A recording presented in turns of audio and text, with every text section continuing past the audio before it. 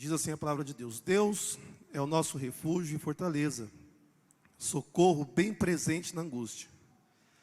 Pelo que não temeremos, ainda que a terra se mude, e ainda que os montes se transportem para o meio dos mares, ainda que as águas surjam e se perturbem, ainda que os montes se abalem pela sua braveza. Há um rio cujas correntes alegram a cidade de Deus, o santuário das moradas do Altíssimo. Deus está no meio dela, não será abalada. Deus a ajudará ao romper da manhã. As nações se embraveceram, os reinos se moveram, ele levantou a sua voz e a terra se derreteu. O Senhor dos exércitos está conosco, o Deus de Jacó é o nosso refúgio. Vinde, contemplai as obras do Senhor, que desolações tem feito na terra. Ele faz cessar as guerras até o fim da terra. Quebra o arco e corta a lança, queima os carros no fogo.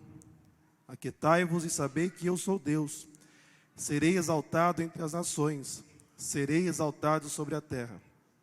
E o salmista termina no verso 11, dizendo: o Senhor dos exércitos está conosco, o Deus de Jacó é o nosso refúgio. Quantos podem louvar a Deus pela leitura deste salmo?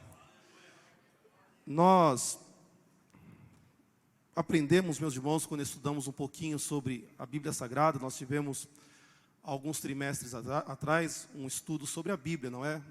Há 3 meses inteirinhos sobre bibliologia. E uma das coisas que nós aprendemos é que a Bíblia ela deve ser estudada por inteiro. O que eu quero dizer com isso é que não existe um texto mais importante do que outro texto na Bíblia. A Bíblia ela se interpreta e ela se completa. Por mais que existam aqueles textos que nós gostamos mais, ou existem aqueles que eu creio que não tem aqui, não é? Tem o costume de abrir a Bíblia e colocar em cima da estante, no Salmo 23, no Salmo 91, não é? Naqueles textos que pensam que trazem proteção por deixar a Bíblia aberta.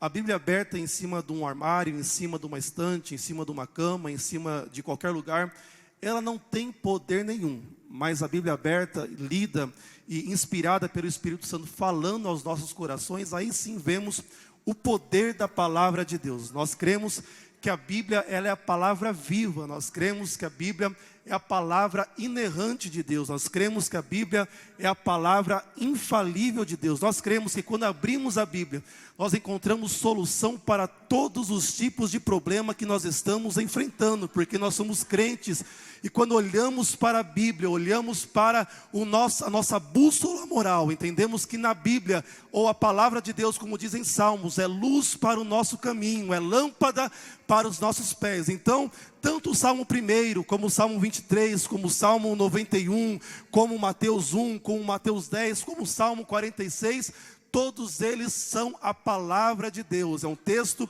inspirado pelo Espírito Santo. Mas é claro, meus irmãos, que como crentes nós temos aqueles textos que nos são mais caros, mais queridos. Talvez por algum momento que nós passamos em nossas vidas e Deus falou de forma especial por aquele texto específico, que nós guardamos aquele texto no coração. E todas as vezes que lemos, ou ouvimos, ou assistimos alguma ministração naquele texto, nosso coração ele se lembra daquela experiência. E nos lembramos de como Deus falou conosco através daquele salmo, daquele capítulo, daquele versículo. E o Salmo 46 talvez seja um dos salmos que mais fala aos corações dos crentes. Porque o próprio texto, ou o próprio título do Salmo, ele explica o motivo. O salmista, quando escreve o Salmo 46, depois quem montou a Bíblia do jeito que nós conhecemos, colocou o título do Salmo 46 como a fé perfeita em Deus. Nós entendemos que os Salmos, ou o livro dos Salmos, ele é um livro de cânticos, não é? É um inário.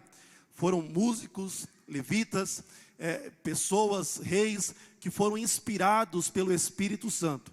E em momentos de lutas, em momentos de felicidades, em momentos de angústias, em momentos de perseguições, no momento em que eles estavam passando, eles receberam uma inspiração do Espírito Santo. Por exemplo, no Salmo 100 nós vemos que uma pessoa muito alegre de estar na casa de Deus, muito feliz de estar com os irmãos, o Espírito Santo inspirou o coração dela e ela diz: celebrai ao Senhor todos os moradores da terra. Quando lemos o Salmo 142, por exemplo, vemos um salmista angustiado, um salmista preocupado, um salmista talvez num momento difícil da sua vida, ele diz: ó Deus, até quando o Senhor vai deixar de ouvir as minhas orações? Até quando o Senhor vai estar distante de mim? Porque o salmista escrevia aquilo que ele estava passando.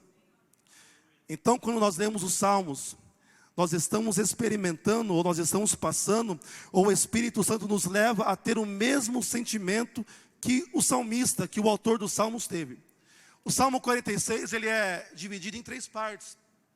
Ele tem 11 versículos, e ele é dividido dessa forma, do verso 1 ao verso 3, depois do verso 4 ao verso 8, e depois do verso 9 ao verso 11. É um cântico dividido em 3 estrofes, é assim que diz os músicos, os cantores. É um louvor, é uma música, um cântico dividido em 3 estrofes. Na primeira estrofe, dos versos 1 até o verso 3, o salmista está expressando a sua fé perfeita em Deus, dizendo: Deus é um Deus que é. Depois ele começa o verso 4, na segunda estrofe, cantando: nosso Deus não é apenas um Deus que é, mas o nosso Deus é um Deus que está.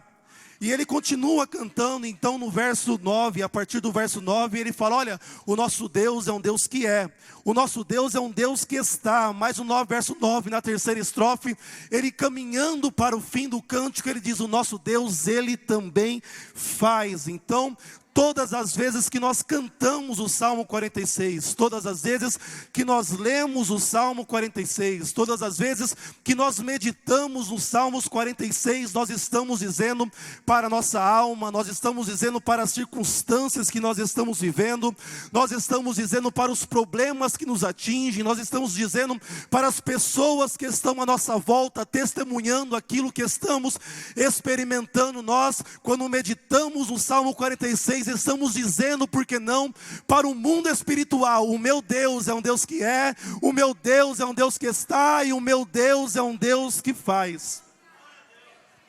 Por isso que nenhum outro Deus é como o nosso Deus.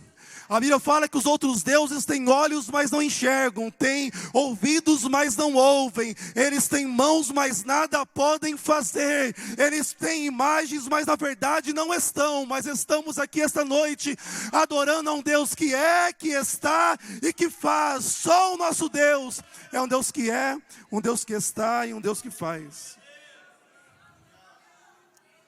Então ele começa no verso 1, dizendo: Deus é o nosso refúgio e fortaleza, socorro bem presente na angústia. E quando ele começa dizendo, ou cantando este salmo, dizendo Deus é, ele está nos ensinando algo muito especial.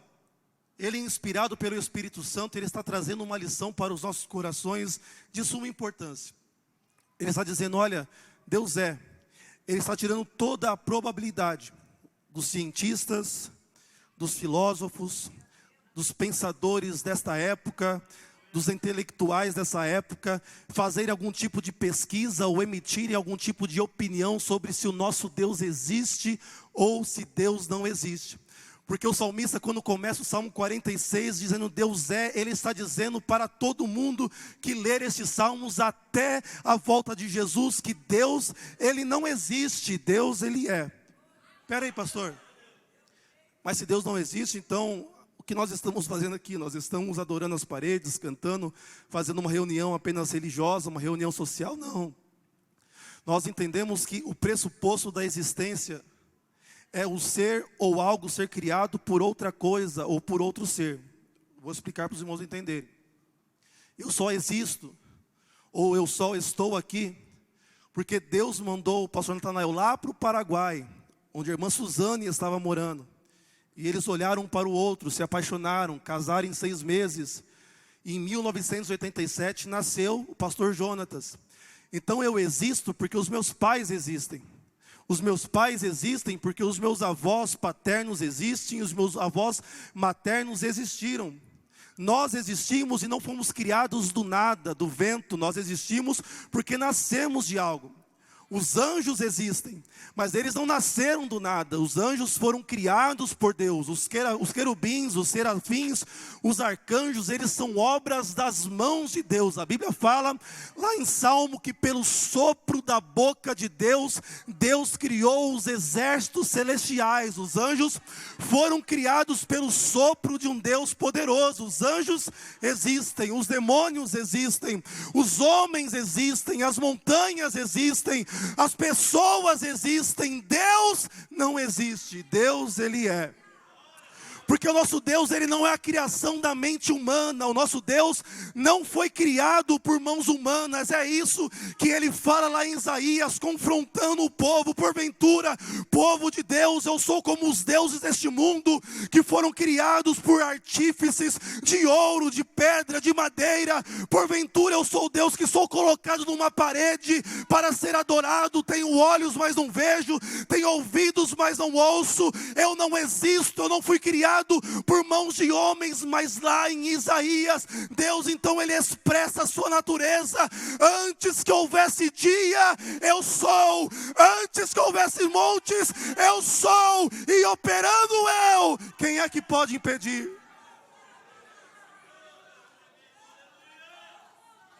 Deus é. Nosso Deus não é resultado de pesquisa científica.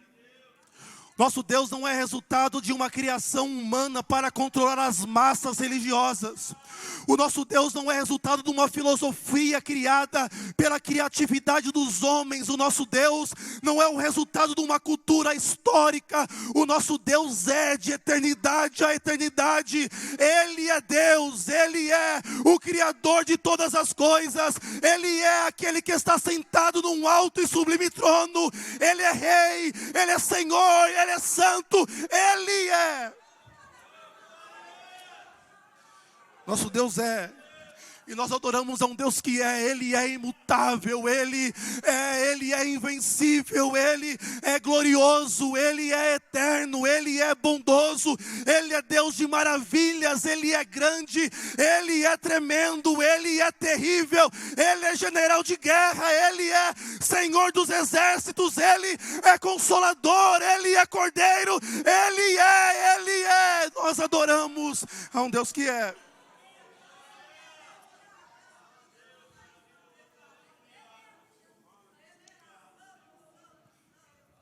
Deus é o nosso refúgio e fortaleza, socorro bem presente na angústia.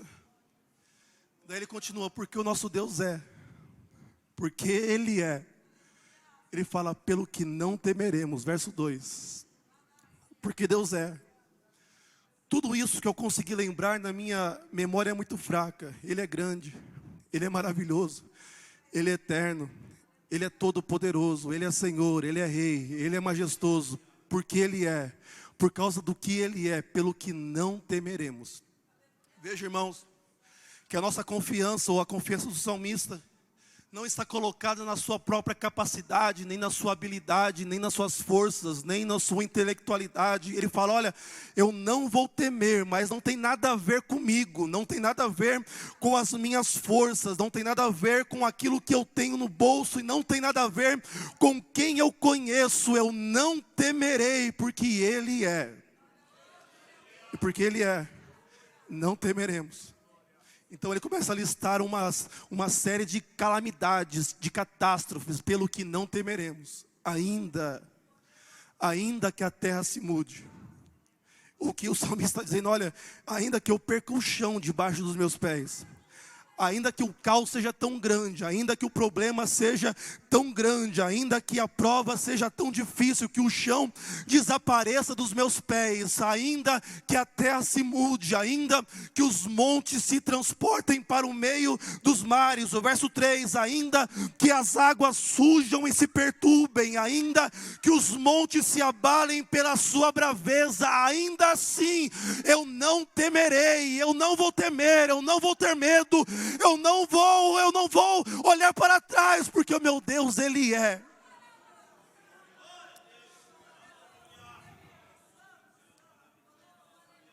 Ele continua, verso 3. Ainda que as águas surjam e se perturbem.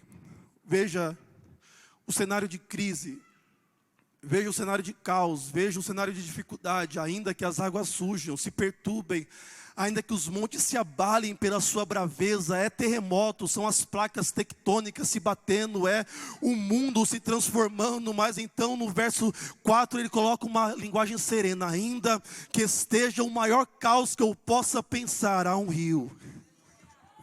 Oh glória! Há um rio, não importa se a situação que eu estou vivendo seja terrível, seja horrível, seja um caos completo, ainda assim há um rio, cujas correntes alegram a cidade, o santuário das moradas do Altíssimo. E eu quero te dizer, meu querido irmão e minha querida irmã que entrou aqui essa noite, talvez você esteja vivendo isso que o salmista colocou no verso 2 e o verso 3. Olha, a terra está se mudando, os rios estão rugindo, os montes estão se mudando, a minha vida está um caos, eu não sei o que está acontecendo, eu não sei para onde olhar, eu não sei onde está o meu socorro. Mas há um rio esta noite, há um rio cujas correntes alegram a cidade de Deus, a morada do Altíssimo. Receba a alegria deste rio, receba a presença deste rio, receba no seu coração o refrigério das águas deste rio. Ele está cantando, Deus é. E porque Ele é, não temeremos. E há um rio que alegra. Mas então ele começa a segunda estrofe dizendo: Deus está. Aleluia. Porque o que adianta servir a um Deus que é, mas não está? Seu Deus o que Ele é grande. Ele é forte. O meu Deus não, o meu Deus é poderoso. O meu Deus pode todas as coisas, mas onde Ele está? Ele está de férias, recesso. Nosso Deus não. Nosso Deus, Ele está. Nós começamos o ano e já passou aquela época do ano passado, não é? Que parecia os personagens. Apareceu o Papai Noel, já foi embora. Daqui a pouco vai aparecer o Coelhinho da Páscoa, vai embora também. Passaram as eleições lá em outubro e apareceu um monte de gente dizendo: olha, eu estou com você, viu? Pode contar comigo, me dá seu voto, conta comigo. Mas o tempo passou e eles sumiram. Mas o nosso Deus não, o nosso Deus Ele está, o nosso Deus Ele é, o nosso Deus está presente. O nosso Deus não é um Deus ausente, o nosso Deus não é um Deus que fica de braços cruzados vendo o nosso sofrimento, e não é um Deus que nos joga para a sorte do universo. O nosso Deus é um Deus presente. Na hora da angústia, Deus, Ele está. Que bênção, pastor, mas onde Ele está? Porque se Ele está longe não adianta muito. Não. Leia o texto. Deus está, é no meio. É no meio, é no meio. Deus, Ele está no meio. Deus, Ele não foge da peleja. Aconteceu essa coisa terrível lá em Brasília, não é? Agora aquelas pessoas que estavam encorajando, não é? Vai lá e quebra tudo, agora todo mundo sumiu, né? Olha, eu não tenho nada a ver com isso, viu? Não coloca meu nome nessa bagunça não. Olha, eu estou de longe, eu não quero nem saber. Nosso Deus, Ele está no meio da peleja. Ele é o nosso general de guerra, Ele é o Senhor dos exércitos, Ele não nos abandona, Ele está no meio, é no meio, por onde quer que nós estejamos. O salmista no Salmo 23, ele deixou bem claro: ainda que eu ande no vale da sombra e da morte, não temerei mal algum, porque o Senhor está comigo. É no meio que Ele está. Se vamos para o deserto, Ele está no meio. Ele é coluna de fogo de dia e nuvem à noite. Se somos jogados na fornalha de fogo ardente, Ele é o quarto homem que anda e nos protege.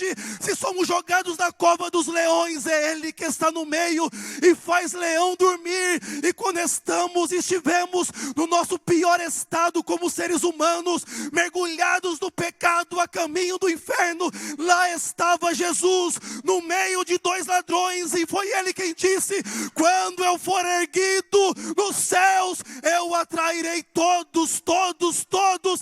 Ele está conosco.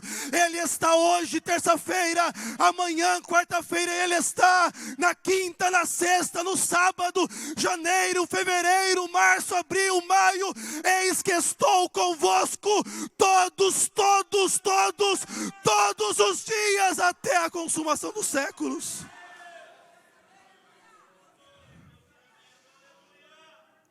Até a consumação dos séculos, pastor, mas quando os séculos acabarem, daí nós estaremos com Ele, que foi Ele quem disse: não se turbe o vosso coração, crede em Deus, crede também em mim. Na casa de meu pai há muitas moradas, se não fosse assim não vou-lo teria dito. Eu vou preparar-vos morada, e quando eu for eu voltarei para buscar-vos, para onde eu estiver, estejais vós também. Quando tudo isso acabar, nós estaremos, e temos a convicção que nós temos a presença, mas então nós estaremos com Ele. Oh glória! Deus está. E porque Ele está, o salmista fala: nós não seremos abalados. Porque o Deus que está nos ajudará ao romper da manhã. Amanhã chegará e Ele nos ajudará. O verso 6 ele continua: as nações se embraveceram. É uma linguagem de guerra. Os reinos se moveram. Mas tem uma coisa, viu? Ele levantou a sua voz e a terra se derreteu. Olha, eu estou sendo perseguido. Estão falando mal de mim lá no serviço. Estão querendo puxar o meu tapete. Olha, as nações estão se reunindo, estão se preparando. Olha, o arco está se preparando, as ferramentas, as armas estão sendo afiadas. Mas tem uma coisa, pode vir.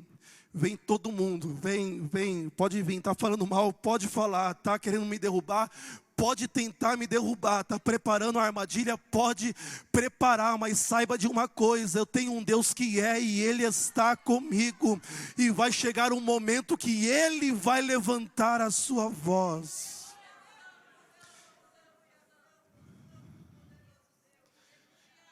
Lendo o verso 7, é o coro do hino. Ele canta: o Senhor dos exércitos está conosco. O Deus de Jacó é o nosso refúgio. Então ele faz um convite: vinde, contemplai as obras do Senhor. Que desolações Ele tem feito na terra. E aqui ele parte para a estrofe final do hino. Deus é, Deus está, e é muito bom. Nós servimos a um Deus que está, mas nós precisamos de um Deus que faz. Então o salmista fala: venham ver o que esse Deus faz. Venham ver o tamanho deste Deus. Vinde, contemplai as obras do Senhor. Que desolações tem feito na terra. Esta é uma linguagem de guerra lá na época do salmista. Quando um exército se enfrentava com outro exército e um general ganhava de outro general, ele pegava o outro general, cortava ali a cabeça e carregava a cabeça do outro general, pegava os carros do outro exército, pegava as armas, pegavam as lanças, pegavam os arcos, quebravam, jogavam no fogo, destruíam as cidades inimigas, e no meio do fogo o general vencedor ia caminhando com o seu exército, dizendo: venham ver a nossa vitória, venham ver aquilo que o nosso exército fez, venham ver o tamanho das minhas obras, o tamanho da minha vitória, a força do meu poder. E é isso que o salmista está dizendo: Deus está conosco, o Senhor dos exércitos está conosco, o Deus de Jacó é o nosso refúgio. Vinde, venham contemplar as obras do Senhor. Que desolações tem feito na terra, Ele faz, Salmo verso 9, Ele faz cessar as guerras até o fim da terra, quebra o arco e corta a lança e queima os carros no fogo. O que quer dizer isso, pastor? Ele faz cessar as guerras até o fim da terra. Me escute, nós vivemos numa época hoje de geopolítica, em que os países lá da OTAN, da ONU, das Nações Unidas, Eles colocaram limites às ações. A OTAN, por exemplo, aquela guerra na Rússia, da Ucrânia, eles dizem, olha, você pode vir até aqui, esse é o seu limite. Essa é a sua fronteira, esta é a sua jurisdição. Até aqui você tem soberania para operar, para fazer, para decidir. A partir daqui você não tem mais autoridade. Mas o salmista está dizendo, Deus faz cessar as guerras até o fim do mundo. Ou até o fim da terra. Ele está dizendo, não há limite para o poder do nosso Deus.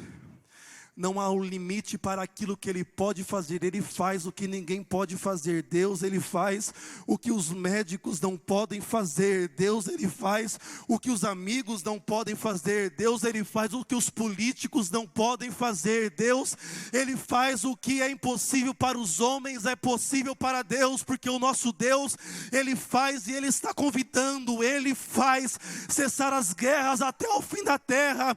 Ele quebra o arco e corta a lança e queima os carros no fogo. E essa palavra é para o seu coração essa noite. Receba em nome de Jesus. O nosso Deus é um Deus que está fazendo. Por isso eu posso dizer com alegria que nenhuma arma forjada contra mim irá prosperar. Eu posso dizer que se por um caminho os meus inimigos vierem contra mim, por 7 terão que voltar. Eu posso dizer que o Senhor dos exércitos está conosco. O Deus de Jacó é o nosso refúgio. Ele faz. E operando Deus, quem impedirá?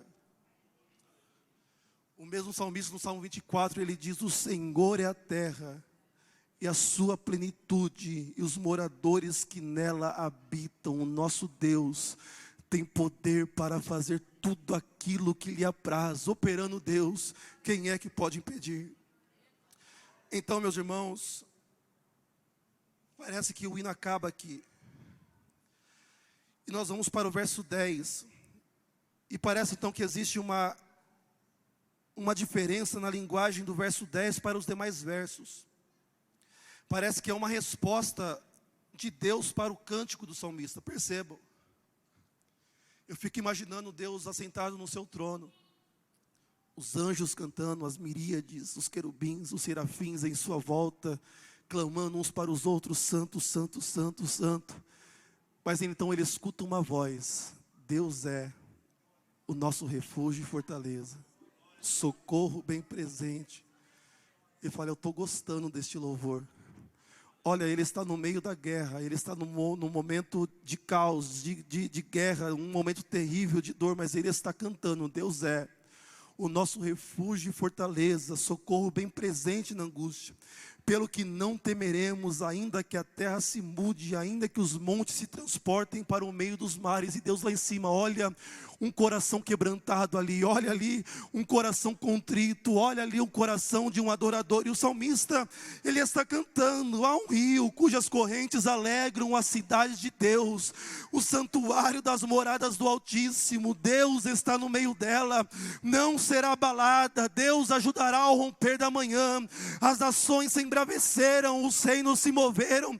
Ele levantou a sua voz e a terra se derreteu. E Deus escutando, Deus com os ouvidos inclinados, Deus com os olhos olhando o coração do adorador. E ele está cantando, vinde, contemplai as obras do Senhor, que desolações tem feito na terra. Ele faz cessar as guerras até o fim da terra, quebra o arco, corta a lança, queima os carros do fogo. Então Deus resolve falar agora, você fica quieto que eu vou falar, aquietai-vos e sabei que eu sou Deus. Eu serei exaltado entre as nações, eu serei exaltado sobre a terra.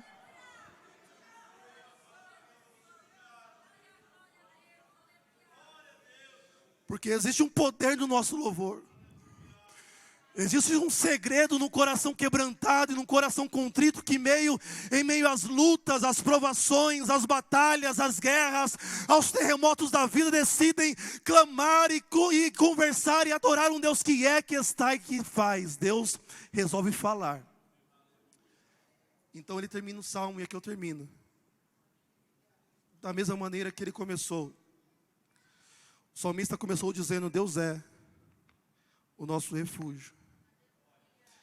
E o salmista terminou dizendo: o Senhor dos exércitos está conosco. O Deus de Jacó é o nosso refúgio.